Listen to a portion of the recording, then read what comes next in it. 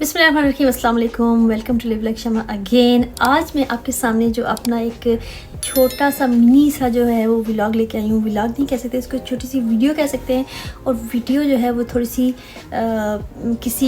एक ऐसे टॉपिक पे मैं क्रिटिसाइज़ करने वाली हूँ जो कि बहुत ही टची टॉपिक है। और आजकल बहुत उसके जो है ना वो यूँ कह लें कि चर्चे हैं जगह जगह, हर चैनल्स पे जो है वो इसको इशू बनाया जा रहा है इस चीज़ को, और बहुत ज़्यादा इस टॉपिक पे बात की जा रही है। तो मैंने कहा क्यों ना इस टॉपिक पे मैं भी बात करूँ, क्योंकि जो मुझे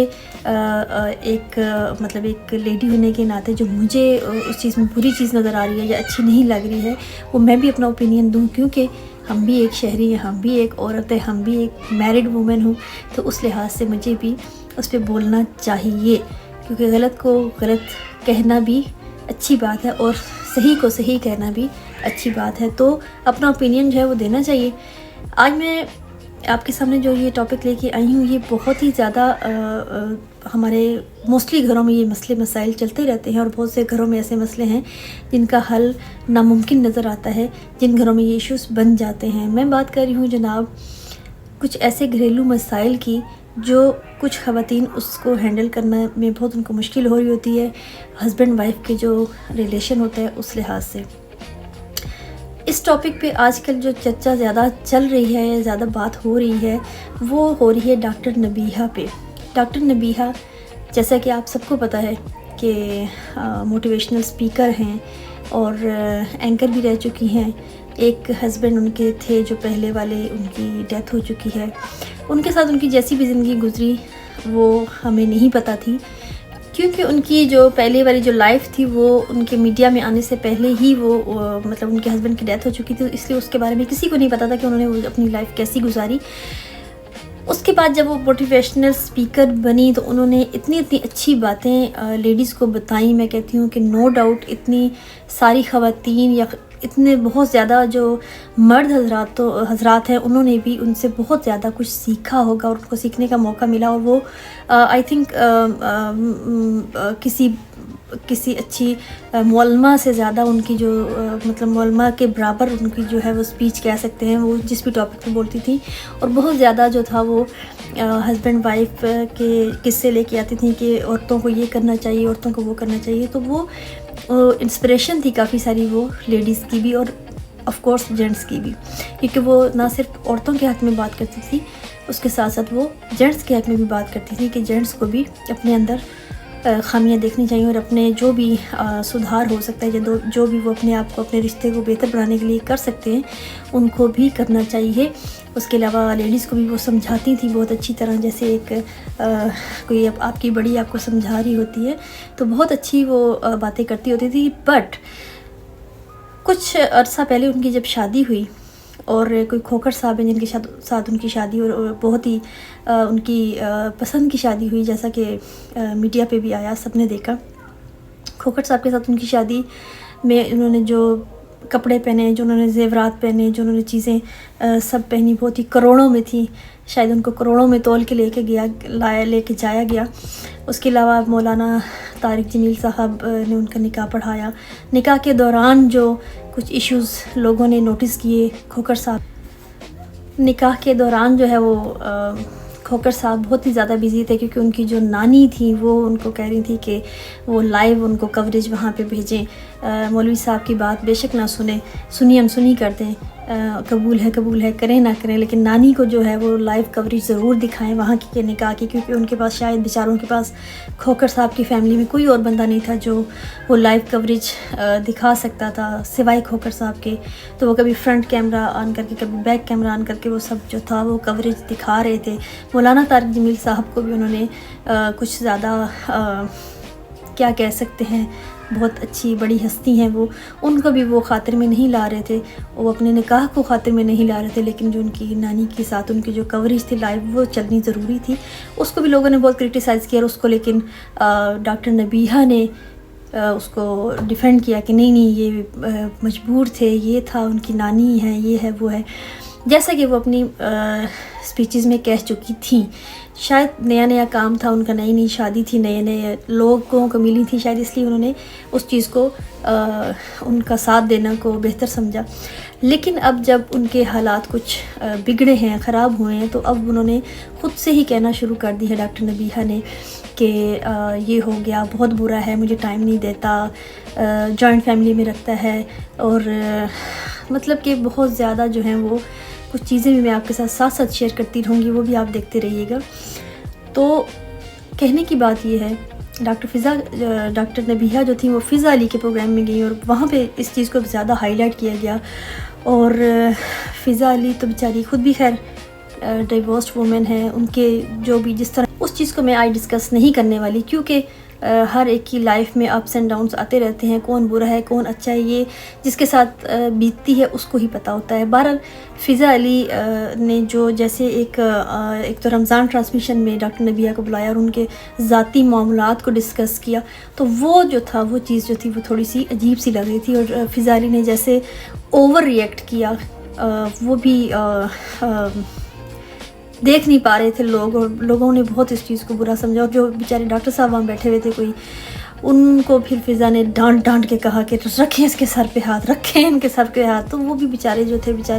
اپنی ڈاکٹری بھول کے جو تھے، وہ لگتا تھا کہ بالکل ہی سہم گئے، اور وہ کہنے کہ میں کہاں آ گئی ہوں، یا اللہ مجھے نکالو یہاں سے، اس چینل سے میں کدھر ادھر پھنس گیا ہوں آ کے۔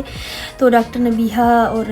نے جیسے رونا دھونا ڈالا وہاں پہ، شاید انہوں نے اتنے اپنے گھر میں نہیں ڈالا ہوگا، یا فضا علی نے اپنی ڈیورس پہ اتنی نہیں ہلہ مچایا ہوگا جتنا ان کی طلاقات خراب ہونے پہ اتنا جو ہے وہ فضا علی نے بیچاری نے شور کیا۔ تو بہرحال وہ تو کچھ ریٹنگ کا بھی ایشو ہوتا ہے چینلز کی، تو ریٹنگ کے لیے لیکن آپ کریں، لیکن اتنا نہ کریں کہ بالکل ہی عام سے عام ہم جیسے لوگوں کو بھی وہ آپ کی چیز جو ہے وہ فیک لگے۔ ہوسٹنگ جو ہوتی ہے وہ بہت ایک اچھا، ایک میں کہتی ہوں کہ ایک ٹیلنٹ ہوتا ہے انسان کے اندر، ہوسٹنگ بھی عام لوگ ہر کوئی نہیں کر سکتا۔ تو ہوسٹ جو ہوتا ہے اس کو اپنے فیلنگز پہ اپنے آپ پہ کنٹرول کرنا سیکھنا پڑتا ہے، جیسے کہ باقی تمام ہوسٹ ہماری کرتی ہیں یا کرتے ہیں۔ تو اوور ریئیکٹ جو ہوتا ہے وہ بہت ہی عجیب بھدا لگتا ہے، وہ پتہ چلتا ہے کہ آپ جو ہیں وہ چیز فیک کر رہے ہیں۔ اسی طرح ڈاکٹر نبیہہ سے میں یہی کہنا چاہوں گی کہ ڈاکٹر نبیہہ، آپ لوگوں کو جتنے بھاشن دیتی تھیں کہ آپ ہسبینڈ کے یہ کریں، خدمت کریں، آپ نہ صرف ہسبینڈ کے ساتھ آپ اچھا سلوک کریں، ان کے پیرنٹس کے ساتھ بھی آپ اچھا سلوک کریں، آپ ان کی بھی خدمت کریں، تو وہ سارے جو تھے بھاشن کیا صرف عام لوگوں کے لیے تھے؟ کیا اس کا آپ پہ ان کا کوئی اثر نہیں ہونا تھا؟ اگر تو وہ اتنی آپ جو موٹیویشنل اسپیکر بنی رہی تھیں اور اتنی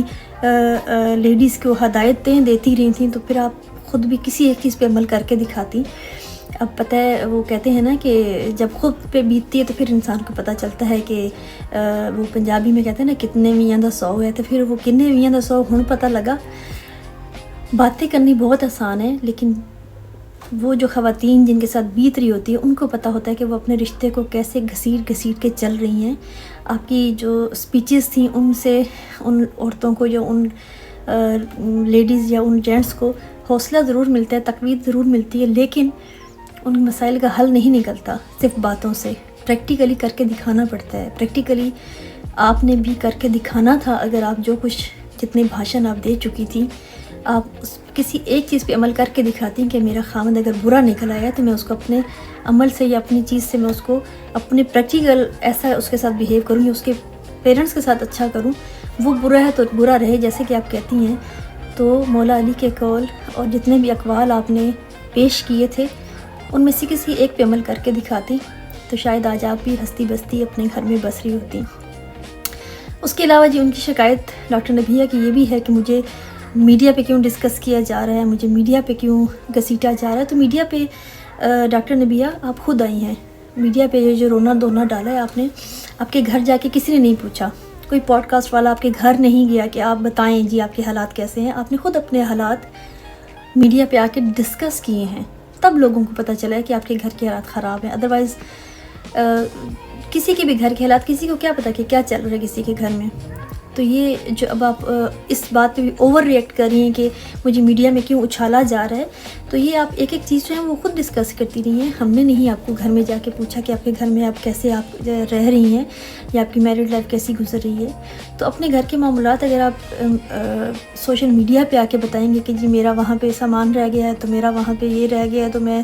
ایسے لڑوں گی، تو میں ایسے ڈیورس لوں گی، تو میں ایسے ان کو چھوڑوں گی نہیں، تو یہ وہ دھمکیاں اور سب کچھ یہ سب آپ نے خود ڈسکس کیا، تو تب سب کو پتہ چلا ہے. سو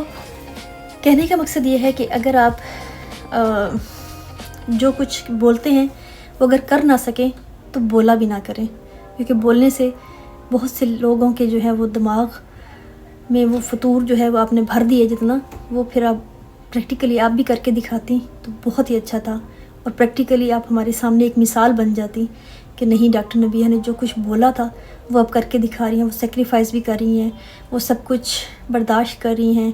وہ اپنے رشتے کو بچانے کے لیے ہر ممکن کوشش کر رہی ہیں. تو وہ جتنی چیزیں آپ نے ہم جیسی بیچاری جو کچھ ان پڑھ جاہل بھی بیچاری خواتین آپ کو سنتی تھیں، ان کے جتنے آپ نے حوصلے بڑھائے ہیں اور جتنا ان کو آپ نے ڈیگریڈ کیا ہے کہ تم لوگوں کا قصور ہوتا ہے کہ تم لوگ بستی نہیں ہو گھر میں، تم لوگوں کا قصور ہوتا ہے مردوں پہ نکتہ چینیاں نکالتی ہو، تم لوگوں کا قصور ہوتا ہے کہ یہ ہوتا ہے وہ ہوتا ہے. تو اب ڈاکٹر نبیہ اب آپ کے ساتھ ہوا، آئی ہوپ آپ کو بھی اب بہت برا لگ رہا ہوگا. خیر یہی تھی آج کی ویڈیو میری، اور آئی ہوپ آپ کو اچھی لگی ہوگی، کیونکہ اس چیز کو ڈسکس کرنا بہت ضروری تھا. کیونکہ جو لوگ صرف دکھاوے کے لیے بولتے ہیں ان کو، تو ان لوگوں کو پتہ ہونا چاہیے کہ لوگ اب بیوقوف بننا چھوڑ گئے ہیں. اپنے آپ میں بھی سدھار لائیں، تو لوگوں میں بھی سدھار لانے سے پہلے خود کو دیکھیں، اپنے گریبان میں پہلے جھانکیں. یہ تھا جی آج کا ولاگ. خوش رہیں، آباد رہیں، پنڈی رہیں یا اسلام آباد رہیں. ملتے ہیں کسی اور ولاگ کے ساتھ. اللہ حافظ.